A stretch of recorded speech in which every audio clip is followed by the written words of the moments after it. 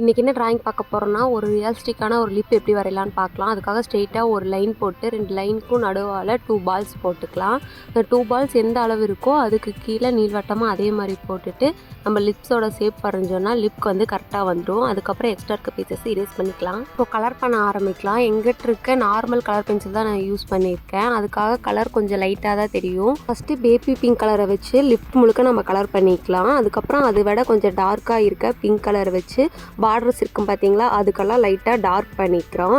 இப்போ அதோட விடுமுகளுக்காக brown colour use பண்ணி கலர் பண்ணியிருக்கோம். ஃபுல்லாக ஷேட் பண்ணாமல் நடுவால் இருக்க இடத்துக்கு மட்டும் ஒயிட்டாக நம்ம விட்டுருப்போம். வந்து லிப் நம்மளுக்கு ரியலிஸ்டிக்காக தெரியணும் அப்படிங்கிறக்காக வரிகள் மாதிரி நம்ம போட்டிருப்போம். நம்ம லிப்பில் வந்து அந்த வரிகள் இருக்கும் பார்த்தீங்களா, அதுக்காக டார்க் பிங்க் கலர் வச்சு வரிகள் போட்டிருக்கோம். இப்போ ஹைலைட் பண்ணுறக்காக ஒயிட் கலர் யூஸ் பண்ணி ஹைலைட் பண்ணியிருக்கோம்.